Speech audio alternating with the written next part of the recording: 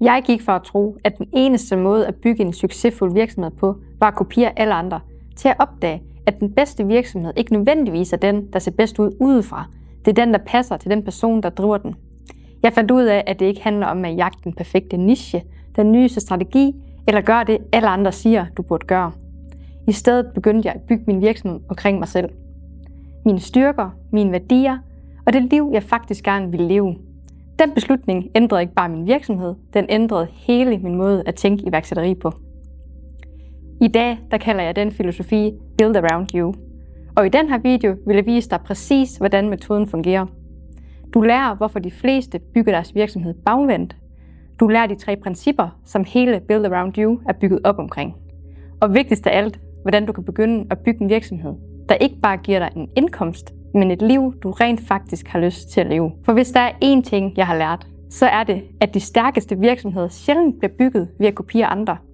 De bliver bygget ved først at forstå personen bag virksomheden. Da jeg startede min egen virksomhed, gjorde jeg præcis det, de fleste gør. Jeg begyndte at kigge på alle de mennesker, der allerede havde succes.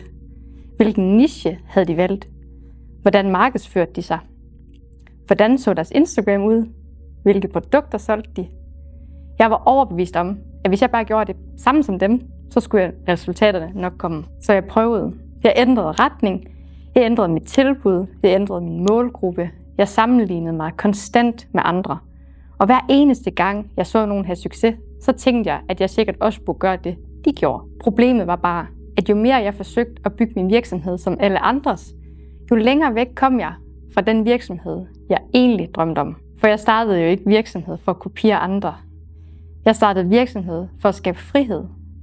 Frihed til selv at bestemme. Frihed til at arbejde med noget, jeg elsker. Og frihed til at bygge en hverdag, der passede til mig. Men i stedet følte jeg hele tiden, at jeg jagtede den næste strategi.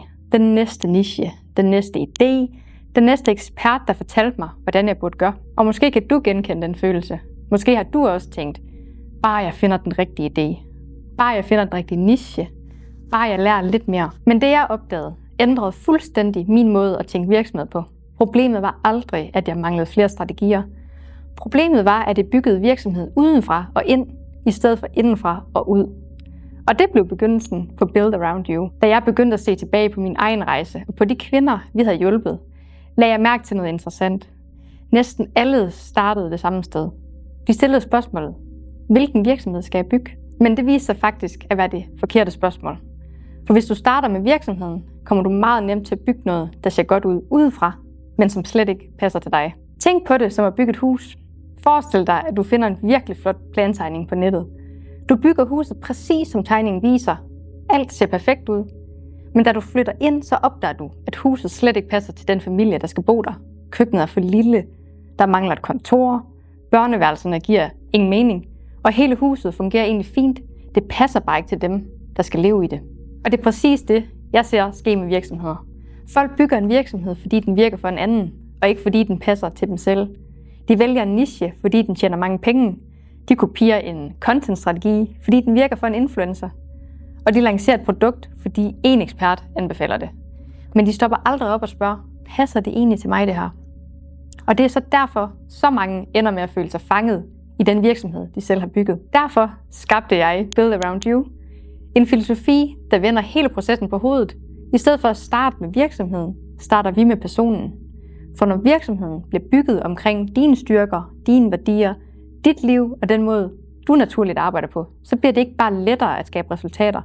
Det bliver også langt lettere at blive ved. For du kæmper ikke længere imod dig selv. Du bygger noget, der rent faktisk føles naturligt. Og det er hele fundamentet bag Build Around You. Hvis du tager én ting med fra den her video, så lad det være det her. Du skal stoppe med at bygge din virksomhed først. Du skal bygge fundamentet først. Og fundamentet er ikke din hjemmeside. Det er ikke dit logo. Det er ikke din Instagram. Fundamentet, det er dig. For hvis du ikke ved, hvem du hjælper, hvilket problem du løser, og hvad du gerne vil være kendt for, og hvilket liv du gerne vil bygge, så kommer alle dine beslutninger bagefter til føles tilfældige. Det er derfor, så mange de hopper fra idé til idé. De forsøger at bygge oven på et fundament, der aldrig bliver støbt. Derfor starter vi altid med 4 spørgsmål. Hvem er du? Hvem vil du hjælpe? Hvilke problem vil du løse? Og hvilken virksomhed passer til det liv, du ønsker? Når det er på plads, så bliver resten faktisk meget lettere. Når fundamentet er bygget, kan vi begynde at bygge dit brand.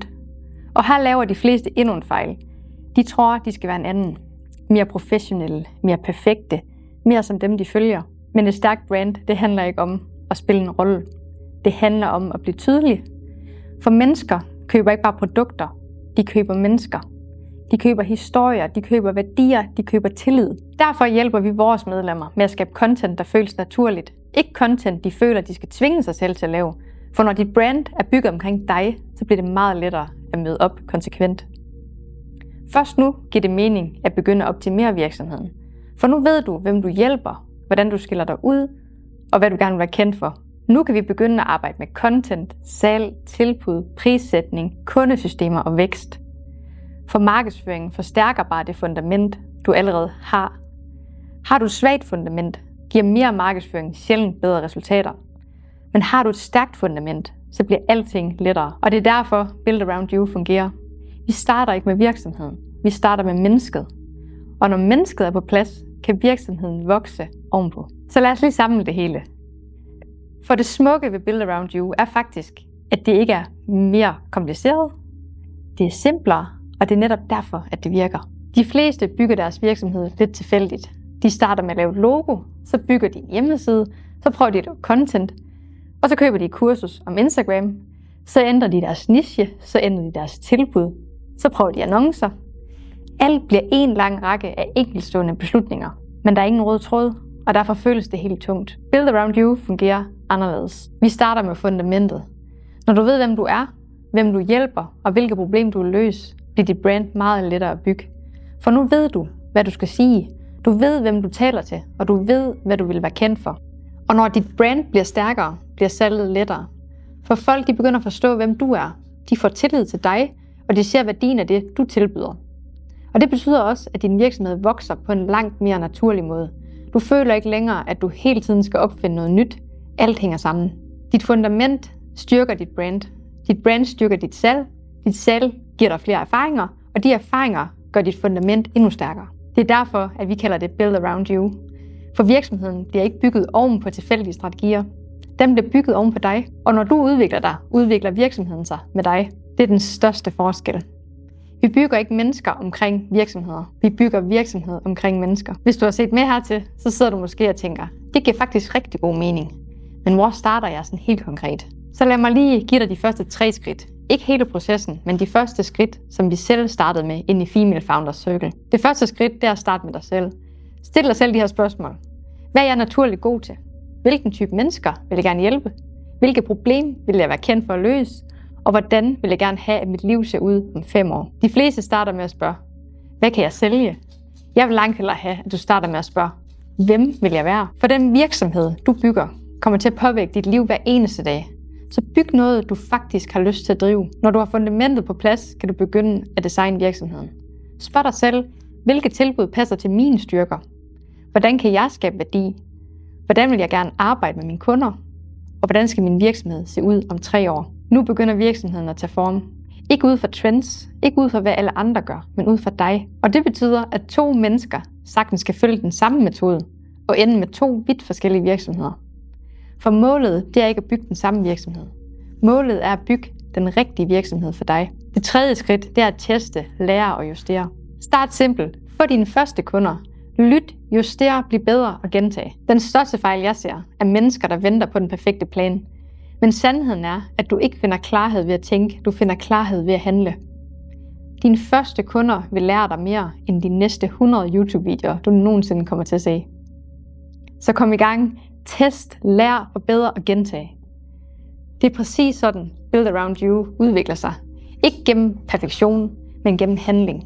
Og hvis der er én ting, jeg håber, du tager med fra den her video, så er det, at du ikke behøver at bygge den samme virksomhed som alle andre.